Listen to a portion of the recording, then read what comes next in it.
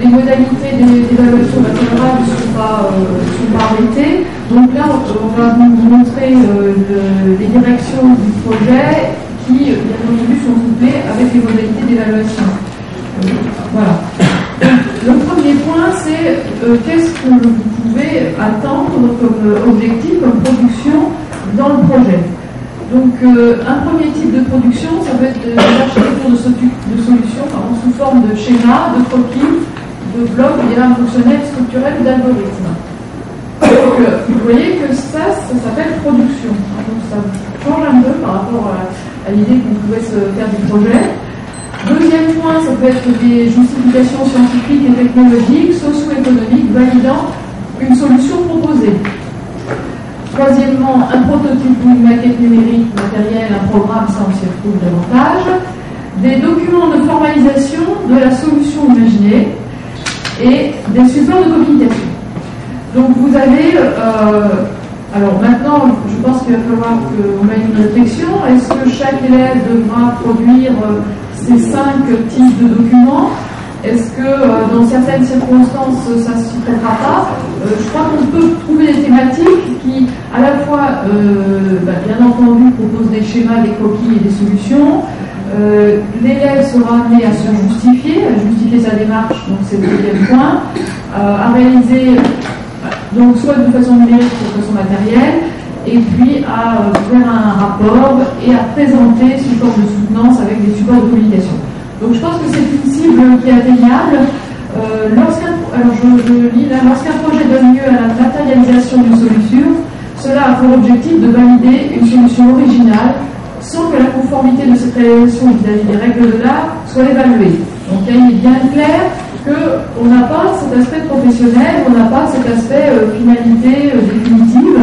On est dans la matérialisation d'une solution et on va tester si la solution répond aux besoins. C'est tout. Alors, le choix du projet, donc de nombreuses questions de société par nature pluridisciplinaire sont susceptibles de fournir des thèmes de projet. Alors, des exemples sont donnés, mais qui ne sont absolument pas exhaustifs, mais c'est pour un peu fixer les idées. La protection contre les risques naturels ou artificiels, le confort, l'énergie, l'assistance au développement, l'environnement, la santé et la mobilité. Sachant que dans ce programme de sciences de l'ingénieur, comme on l'a dit précédemment, il s'articule avec les autres enseignements et le projet, effectivement, l'une des pistes de travail, c'est de travailler en collaboration avec un collègue d'une autre discipline, mais ça soulève le problème pour lequel je n'ai pas de réponse, comment on rémunère, quel moyen on rémunère ce professeur d'une autre discipline, sachant que les 2 heures de projet sont quand même, les 2 heures fournies dans la grille horaire sont ciblées sciences de l'ingénieur. Alors, qu'est-ce qu'on met dans cette démarche de projet qui est à faire acquérir par les élèves? Eh bien, on retrouve des items, des grandes compétences, bien entendu, de ce programme. Donc, la partie analyser un problème à résoudre, imaginer des solutions, donc transférer les savoirs que l'on a acquis par ailleurs, choisir des solutions, donc les comparer.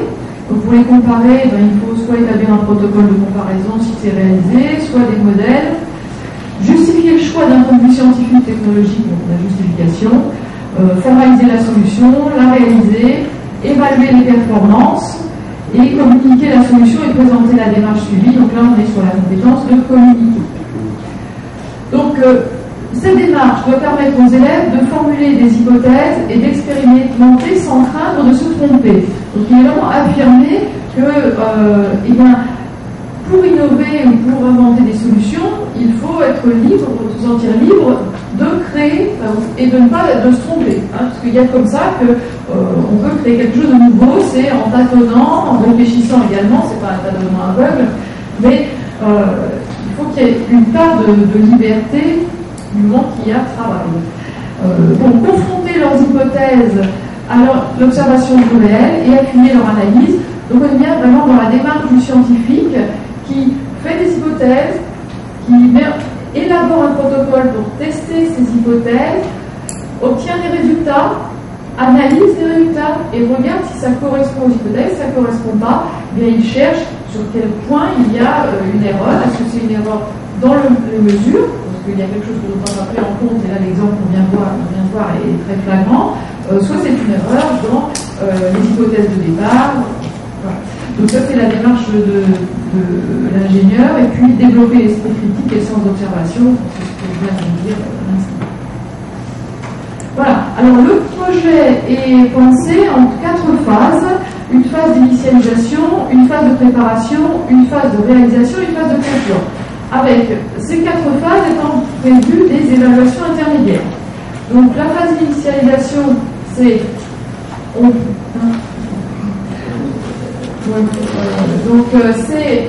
elle se termine par la décision d'entreprendre le projet. Bon, il vaut mieux que ça se termine positivement, sinon on est du retard, un groupe d'élèves prend du retard. Donc ça c'est une base à soigner comme on l'a pensé au préalable. La phase de préparation se termine par l'évaluation de la conception. En fait, derrière, c'est la conception. La phase de réalisation, elle se termine quand les élèves ont terminé la réalisation. Et la phase de clôture, c'est la phase de comparaison, de mesurage par rapport au cahier des charges. Et la soutenance. Voilà, donc en développé, vous avez dû voir que le temps consacré au projet c'est 70 heures. Donc il est spécifié un prof de SI ou de non-SI, un ou plusieurs élèves, et des élèves qui sont associés dans l'étude de faisabilité sous la responsabilité de l'équipe de professeurs. Bien, alors, qu'est-ce qu'on peut dire? Sur le petit schéma qui se trouve à droite, vous avez un peu le cadrage de cette phase d'initialisation. La recherche d'un thème de projet, bien que la recherche de thème soit hors 70 heures. Ça se fait en amont. Donc ça peut être un début de recherche que l'on demande aux élèves avant de commencer la phase de projet, trouver des idées. Je pense que bien entendu le professeur sera peut-être amené à les guider, à avoir des pistes, qui va faire des propositions et demander qu'ils enrichissent ces propositions. Et donc ça c'est hors des 70 heures de projet. Ensuite, l'identification du besoin, l'étude de faisabilité, et puis il y a 2 solutions, et il faudrait mieux que ce soit validé parce que sinon on prend du retard. Vous comprenez bien. Sur la note de cadrage qui est en fait un document qui est à fournir au groupe d'élèves à la fin de cette phase pour recadrer justement ce qui a été décidé durant cette phase et que les élèves puissent s'y référer en permanence pour pas non plus dévier. Excusez-moi, est-ce que c'est un projet par le groupe d'élèves? On en parle un peu plus loin. Tout est possible en fait.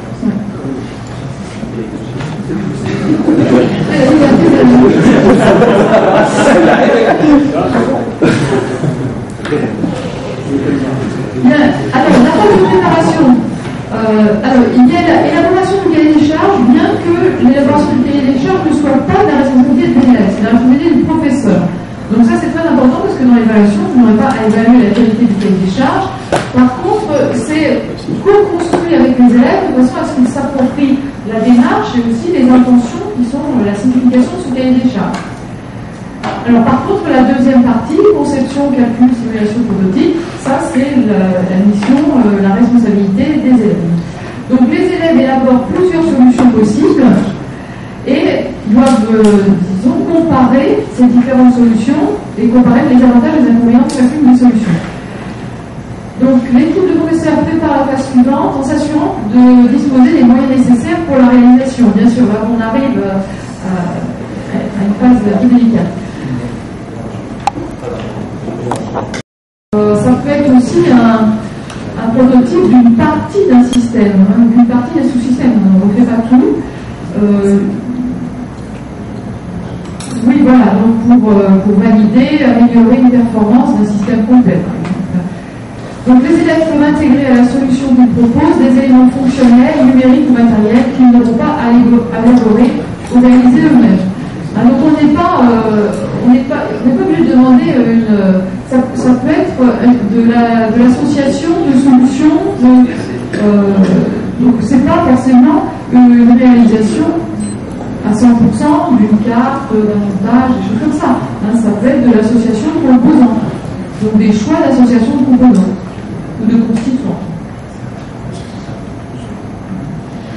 Et la phase de clôture, donc, dans laquelle il y a comparaison entre les performances de la réalisation et les objectifs du cahier des charges, et puis l'élaboration des documents de communication, c'est-à-dire le rapport et la soutenance de projet qui est évalué.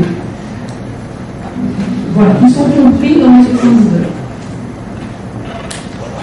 Donc voilà, le polyvalent 70 heures, des élèves encadrés par un professeur de sciences d'ingénieur et éventuellement un ou plusieurs profs de sciences de discipline scientifique ou de discipline de l'enseignement commun. Bon, je veux dire, tout est possible.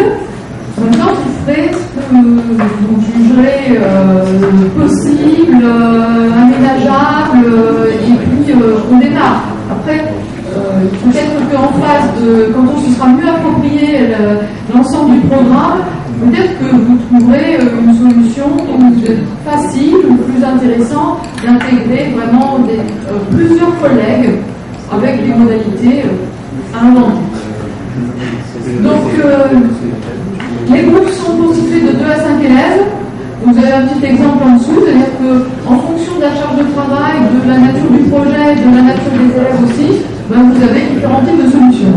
Alors, vous avez peut-être aussi, comme c'est dessiné en dessous, des projets qui sont suffisamment conséquents et sécables pour avoir des sous-groupes. Donc, des groupes de 2 élèves, 3 fois 2 élèves qui vont participer à la réalisation d'un ensemble. Donc chaque groupe construit son propre projet ou participant à une partie de projet plus large, mobilisant plusieurs groupes. Alors voilà la proposition d'évaluation terminale au baccalauréat. L'évaluation du travail individuel du candidat au sein de l'équipe par l'enseignant encadrant le projet, c'est 3 situations qui jalonnent la fin des étapes de phase de projet. C'était la préparation, la réalisation et la clôture avec l'attribution d'une note sur 10. Donc, l'évaluation de la phase de préparation, il y aurait comme compétence évaluée l'appréhension du besoin fonctionnel, les propositions de solutions innovantes avec la partie justification qu'on a évoquée, et la prédiction des performances à partir de moyens de simulation ou d'essai. Et là, on peut envisager une évaluation par les professeurs qui suivent le projet. La deuxième phase, la phase de réalisation, c'est la justification de la répartition des tâches, justification de la solution retenue, des mesures, l'illustration des performances sur le prototype et la réponse. Encore une fois, évaluation par l'équipe qui encadre. Et puis la phase de clôture avec la production de ressources, l'utilisation d'outils de communication adaptés, l'illustration des écarts entre les performances attendues, simulées, obtenues. Donc là, on revient vraiment sur la base du programme et on fait la comparaison des 3 types d'écarts. Et ça, ce serait plutôt une équipe extérieure ou une équipe de l'établissement qui n'a pas suivi le projet. À suivre, voir comment c'est produit.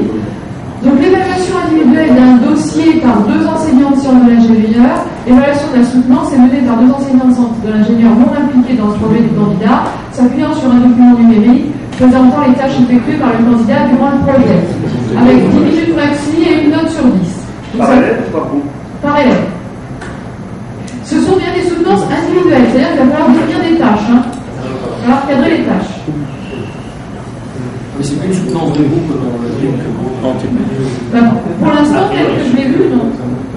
C'est tel que j'ai d'informations. Quel serait le coefficient de bac? Alors, on n'a pas les coefficients. Vous allez voir, on va parler ensuite des poids, mais on n'a pas encore les coefficients. Ça fait comment? Alors normalement, là, je vais passer très rapidement dessus parce que vu l'heure avancée, puis on a encore la conclusion à faire. Je vais juste vous présenter rapidement un exemple de projet justement qui a été mené par le lycée Clément Adair dans l'académie de Créteil. C'est surtout pour expliquer la répartition d'un projet qui peut être découpé en 2 groupes. Donc la phase d'initialisation, donc ça a été a duré 6 heures sur les 70 heures. Donc de cette phase d'initialisation est ressortie une demande des élèves de travailler sur la sécurité routière, et donc principalement sur la distance de sécurité et comment finalement donner une information sur la distance de sécurité au conducteur d'un véhicule. Ils en sont arrivés dans la phase de préparation à vouloir mettre en place un système d'affichage tête haute sur le pare-brise de la distance de sécurité exprimée en mètres. Et puis ils se sont rendus compte que ça pouvait être compliqué, ils ont finalement choisi de matérialiser, plutôt que d'avoir à lire un chiffre qui n'était pas forcément très parlant pour tout le monde, d'avoir à matérialiser par un trait l'endroit où devait se trouver la voiture qui était devant en fonction de la vitesse. Donc ils ont fait toute une étude de préparation. Là, la préparation était commune à tous les groupes, et puis arrivé à cette phase où il fallait commencer à concevoir, ils se sont séparés en deux groupes. Un groupe qui a plutôt travaillé sur la partie motorisation et puis fixation du laser dans le véhicule, dans l'habitacle du véhicule, et puis un autre groupe qui lui a travaillé sur la partie programmation de l'orientation du laser en fonction de la vitesse du véhicule. Donc on est parti au début avec un groupe d'une dizaine d'élèves sur un même thème, et ensuite ça s'est scindé en deux groupes de 4 ou 5 élèves sur les différentes phases. Cette phase de conception a duré 30 heures, donc, avec la phase de simulation et puis de conception. Et puis ensuite une phase de 24 heures attribuée au prototypage, donc autour d'une carte électronique. Et puis donc la réalisation du système de mise en place, du laser. Je passe vraiment rapidement. Le diaporama, il va être mis en ligne, et puis il se suffit à lui-même, il y a du texte, donc il suffit à lui-même, c'est pour ça que je passe rapidement. Et puis donc enfin, à la fin, alors ça c'est vrai que c'est quelque chose d'un petit peu nouveau par rapport au PPE, on ne prévoyait pas forcément du temps pour les élèves pour préparer leur oral. Là il y a quand même une phase de 10 heures à la fin qui a été conservée pour justement préparer l'exposé final. Voilà. Et la validation des performances, puisqu'il fallait retourner sur le modèle et retourner sur les mesures expérimentales. Alors il y a une petite vidéo qui montre la... Elle n'y est pas ? D'accord, il n'y a pas de petite vidéo.